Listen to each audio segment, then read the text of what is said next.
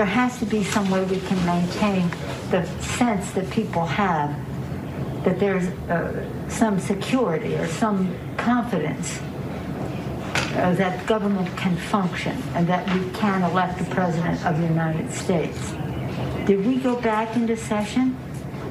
We did go back into session, but now apparently everybody on the floor is putting on tear gas masks to prepare for a breach. Well, I'm trying to get more information. They're putting on their tear gas masks.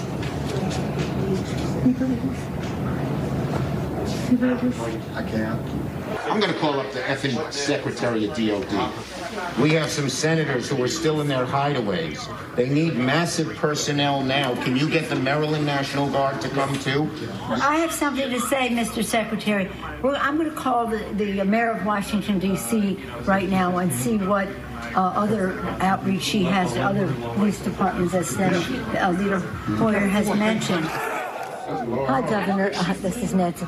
Governor, I don't know if you have been approached about the Virginia National Guard. Mr. Hoyer was speaking to Governor Hogan, but I still think you probably need the okay of the federal government in order to come into another jurisdiction.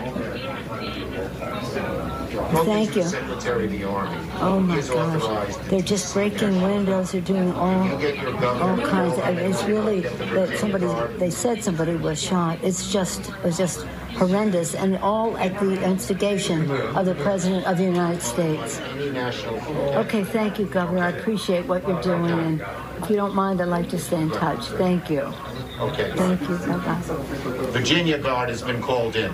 You know, I'm just talking to Governor Northam, and what he said is they sent 200 state police and a unit of the National Guard.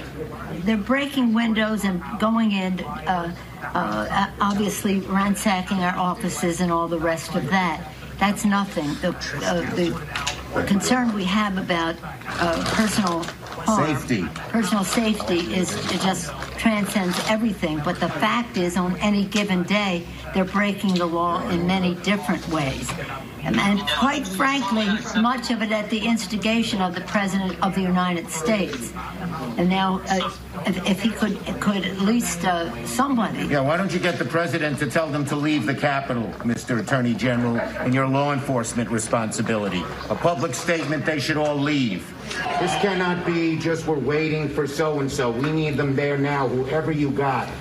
You also have troops. This is Steny Hoyer. Troops. Okay, so we have a little bit of time to make that decision. Andrews Air Force Base. All right. Other military bases. Thank you. We need active duty National Guard. How soon in the future can you have the place evacuated, cleaned out?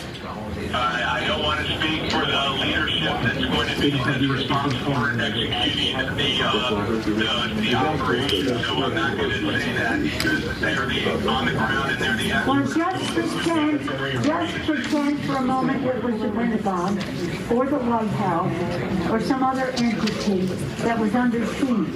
And let me say, you can logistically get people there as you make the plan. I talked to Mitch about it earlier. He's not in the room right now, but he was with us earlier and said, we want to expedite this, and hopefully they could confine it to just one complaint, Arizona, and then we could vote, and that would be, then just move forward with the rest of the state. The overriding wish is to do it at the Capitol.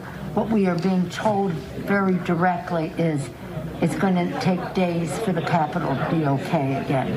We've gotten a very bad report about the condition of the House floor with defecation and all that kind of thing as well. I don't think that that's hard to clean up, but I do think it is more from a security standpoint of making sure that everybody is out of the building, and how long will that take?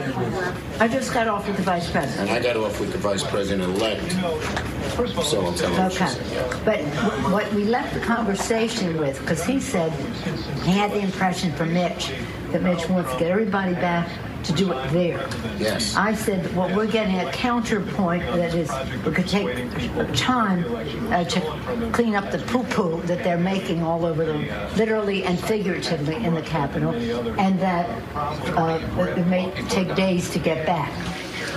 I'm at the Capitol building. I'm literally standing with the chief of police of the U.S. Capitol Police. He just informed me what you will hear through official channels. Paul Irving, your sergeant at arms, will inform you that their best information is that they believe that the House and the Senate will be able to reconvene in roughly an hour. Good news. Your sergeant at arms be in touch about the process for getting members back in the building.